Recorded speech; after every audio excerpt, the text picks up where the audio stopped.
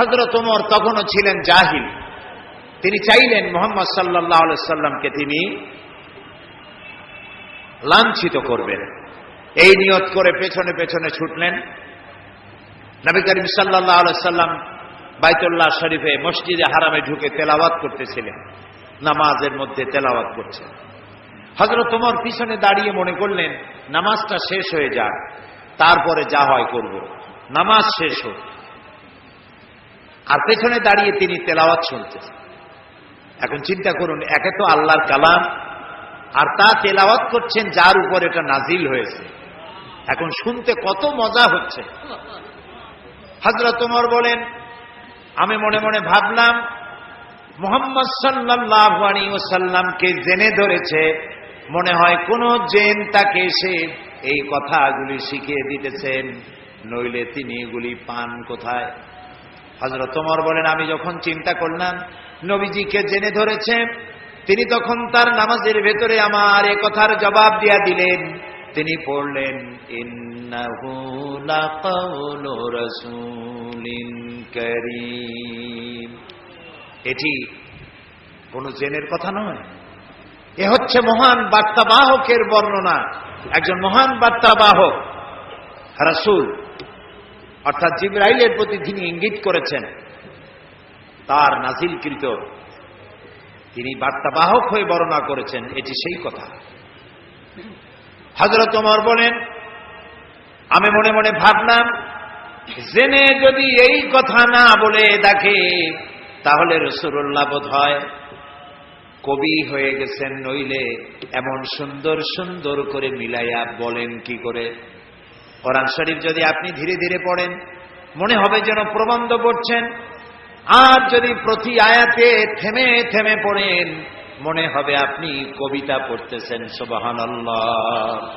যেমন দেখুন, আর রহমান আল্লামাল কুরআন খালাকাল ইনসান আল্লামাহুল বায়ান। যেখানে পড়বেন সেখানেই মিল।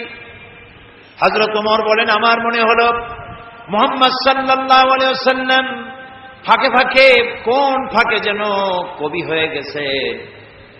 হযরত ওমর বলেন, আমি যখন মনে মনে ভাবলাম রাসূলুল্লাহ কবি হয়ে গেছেন, অমনি আল্লাহর নবী নামাজের ভিতরে তেলাওয়াত করলেন, ওয়ামা হুয়া বিকাউলি শাইরিন কালিলাম মা তুমিনুন।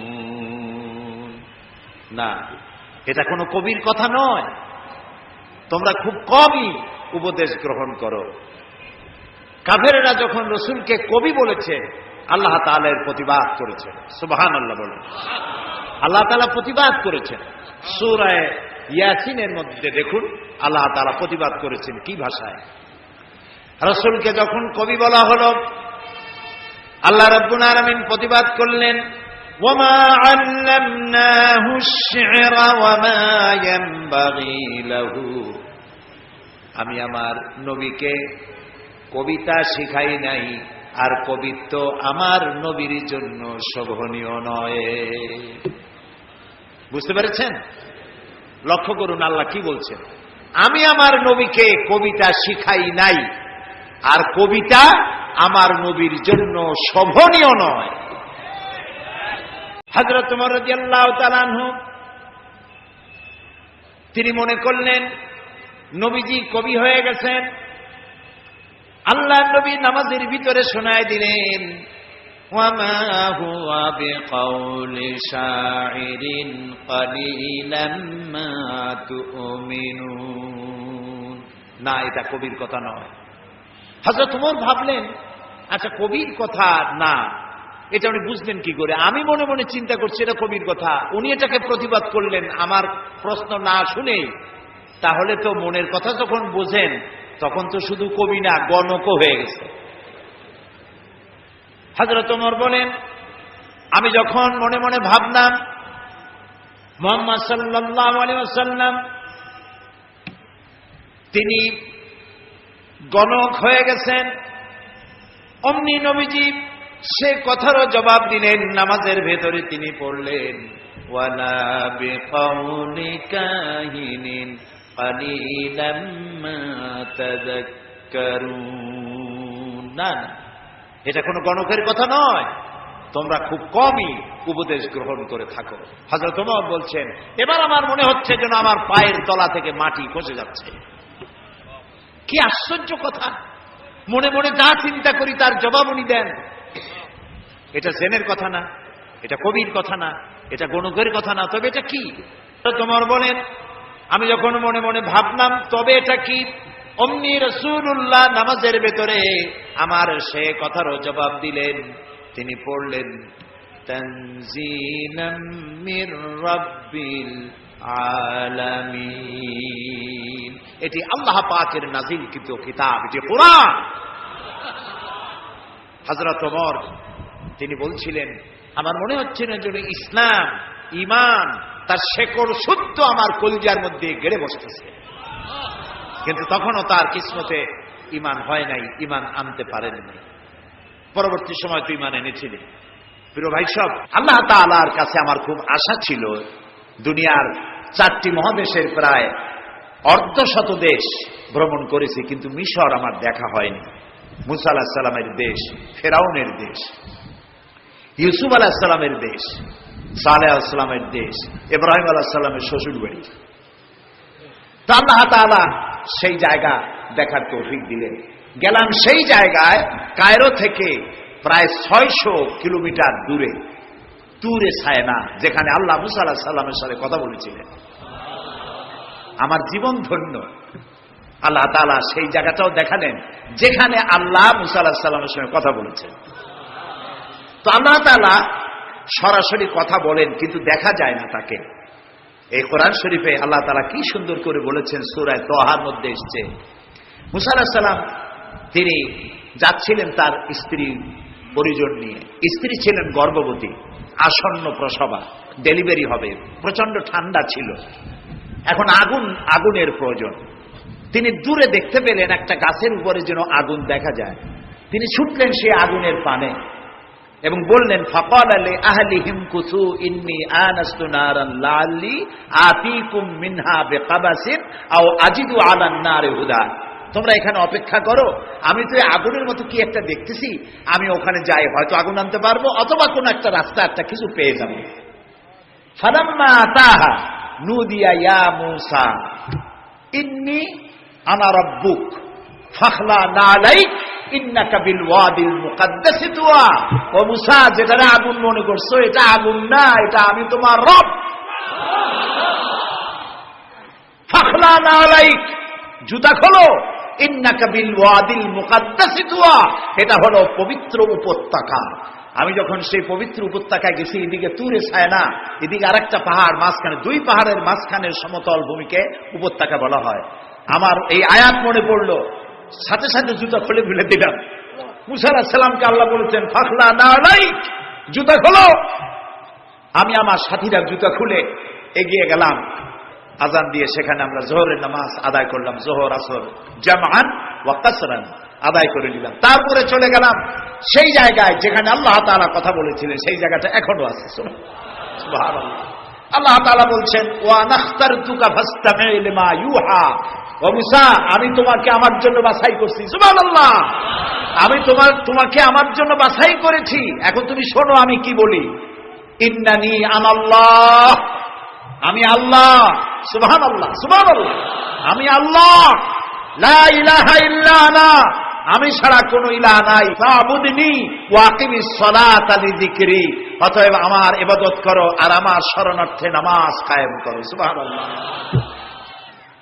ওইখানে দেখলাম 2টা ধর্মীয় প্রতিষ্ঠান, একটা হলো মসজিদ আর একটা হলো গির্জা, একদম গায়ে গায়ে লাগানো। দুনিয়ার ইহুদি, খ্রিস্টান আর মুসলমানেরা এক জায়গায় নামাজ পড়তেছে আর যার যার মতো ইবাদত করতেছে, কোনো ঝগড়া নাই। ইহুদিরাও যাচ্ছে আর খ্রিস্টানেরাও যাচ্ছে, মুসলমানেরাও যাচ্ছে। আমি সেখানে একটা বক্তব্য রাখলাম, বললাম, দুনিয়ার ঐক্য কোন রাজনৈতিক ঐক্যে পৃথিবীর মানুষকে ঐক্য বানাতে পারবে না, ইসলাম দিয়ে ঐক্য করা যাবে, এটাই হলো তার প্রমাণ।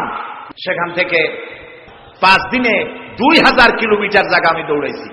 হযরত সালেহ আলাইহিস সালামের কবর জিয়ারত করেছি, ইলিয়াস আলাইহিস সালাম, হযরত হারুন আলাইহিস সালাম, তারপরে হযরত লুকমান কোরআন শরীফে যে সূরা লোকমান আছে, হযরত লোকমান তার কবর জিয়ারত করার তৌফিক আল্লাহ তাআলা দান করেছেন। বিশাল দেশ, দেখার মতো বহুত কিছু আছে, কিন্তু দেখা হয় নাই। তখনও মুসা আলাইহিস সালামের সাথে বেয়াদবি করলো সেই মিস্টার ফেরাউন কই। তারপরে চলে গেলাম মিউজিয়ামে, পিরামিড দেখলাম, নীল নদ দেখলাম, আল্লাহ দেখাইলেন। তারা বলেছেন আমার জমিন ভ্রমণ করো আর মহাসত্যের অস্বীকারীদের কি পরিণতি করেছি তা দেখো আর তার দ্বারা শিক্ষা গ্রহণ করো।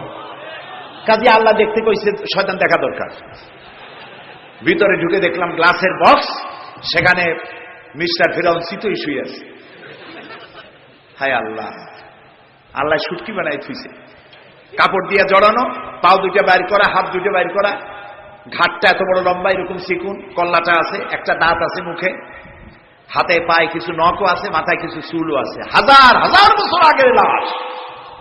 মুসা আলাইহিস সালামকে যখন তাড়ায় নিয়ে গেল লোহিত সাগরের কেরানায় মুসা আলাইহিস সালাম বসেছিলেন তার উম্মতদের নিয়ে। ফেরাউন 3 দিক থেকে আক্রমণ করলো। এই কোরআন বর্ণনা, এটা কি কোরআন? আল্লাহ তাআলা বলছেন, ও নবী, তুমি তো তখন সেখানে উপস্থিত ছিলে না যখন ফেরাউন তার দলবল নিয়ে মুসা আলাইহিস সালামকে তাড়া করেছিল সেই তুরে সায়নায়, তুমি উপস্থিত ছিলে না। আমি ওহী দিয়া, কোরআন দিয়া তোমাকে ইতিহাস জানাইছি। সুবহানাল্লাহ। সেই লোহিত সাগরের পারে গেলাম যেখানে তাকে ঘিরে ফেলানো হয়েছিল। মুসা আলাইহিস সালাম এবং তার সাথীরা বললেন, ইয়া মুসা ইন্না লামুদরাকুন, হে মুসা আমরা তো পাকড়াও হয়ে গেলাম, সারাশি আক্রমণ করা হয়েছে, আমাদেরকে পালাবার কোনো জায়গা নাই। মুসা আলাইহিস সালাম আল্লাহর পয়গম্বর। কার নবী? আল্লাহর পয়গম্বর। মুসা আলাইহিস সালাম বললেন, কাল্লা রব্বি সায়াহদিন, ভয় পাইও না, অবশ্যই আল্লাহ তাআলা আমাদেরকে পথ বের করে দেবেন। 3 দিকে কি শত্রু, 3 দিকে কি, আর একদিকে কি নদী না সাগর। আপনারা মনে করছেন নীল দরিয়া পার হয়েছে বুঝি, মুসার তারা খায়া, সাগর, লোহিত সাগর, রেড সি। 3 দিকে শত্রু, একদিকে সাগর, পালাবার রাস্তা আছে। আল্লাহর পয়গম্বর বলছেন কোনো ভয় নাই, অবশ্যই রব্বি সায়াহদিন, অবশ্যই আল্লাহ আমাদের পথ বের করে দেবেন। আল্লাহ তাআলা খুশি হয়ে গেলেন। সুবহানাল্লাহ। আল্লাহ এটাই চান, আল্লাহ এটাই চান। আল্লাহ তাআলা সমুদ্রকে ভাগ করে দিলেন। সুবহানাল্লাহ। সমুদ্র ভাগ হয়ে গেল।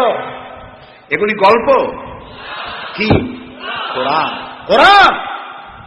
সাগর ফেটে গেল। মুসা আলাইহিস সালাম আর তার দলবল নিয়ে সাগরের মাঝখানে চলে গেছেন। ফেরাউন তার দলবল নিয়ে এসে দেখে, বাহ, এ তো ভালোই, রয়্যাল বোট। ও মনে করছে ওর বাজানের তৈরি করার রাস্তা। ওর সমস্ত সেনাবাহিনী নিয়ে নেমে পড়েছে। যেই না সাগরের মাঝখানে আসছে, মুসা আলাইহিস সালাম তার দলবল নিয়ে উপার চলে গেছেন। আল্লাহ হুকুম করলেন, যিনি হুকুম করেছিলেন সাগর ফেটে যা, মুসার জন্য রাস্তা বানায় দে, সেই আল্লাহ বললেন সাগর রাস্তা বন্ধ করে দে। রাস্তা বন্ধ হয়ে গেল। এখন ফেরাউন আর তার দলবল পানিতে চুবনি খাইতে খাইতে সাথের লোকেরা সব শেষ। এখন ফেরাউন একা সমুদ্রের ঢেউতে ডোবে আর ওঠে, পানি খেতে খেতে পেটটা পুটকা মাছের মতো মোটা হয়ে গেছে। দেখে যে জান আর টেকে না, নাক দিয়েও পানি পড়ে, কান দিয়েও পানি পড়ে। এখন বলছে, আমানাত বিহি বানু ইসরাইল, ঈমান আনলাম সেই আল্লাহর উপরে যে আল্লাহর উপরে ঈমান আনছে বনি ইসরাইলেরা, তার উপর ঈমান আনলাম। আল্লাহ তাআলা বললেন, আল আন, এখন ওয়াকাদ আসাইতা ক্বাবলু ওয়া কুনতা মিনাল মুফসিদিন। ও বলল, আনা মিনাল মুসলিমিন। আল্লাহ, আমি তো কলেমা পড়লাম আর তো মুসলমান হইলাম, এখনো সুবাকে। আল্লাহ কয়, এখন ওয়াকাদ আসাইতা ক্বাবলু, এর আগে তুমি আমার সাথে বিরোধিতা করেছো, বিদ্রোহ করেছো, আমার মানুষের উপর অত্যাচার করেছো। ওয়া কুনতা মিনাল মুফসিদিন, আর তুমি হচ্ছ সন্ত্রাসীর একজন বড় সন্ত্রাসী, বিপর্যয় সৃষ্টিকারী। শোনো ফেরাউন, আজকে আমি তোমারে শুধু মারবই না, আমি তোমাকে মৃত্যু দেব। আর তোমার আলিয়াউমা নুনাজ্জিকা বিবাদানিক, আমি তোমার শরীরকে হেফাজত করব। তোমার শরীর পানিতে পচবে না, পোকা মাকড়ে, জলচর প্রাণী, স্থলচর প্রাণী কেউ খাবে না, মাটিতেও তুই পচবি না, তোরে শুটকি বানায় রাখবো কিয়ামত পর্যন্ত।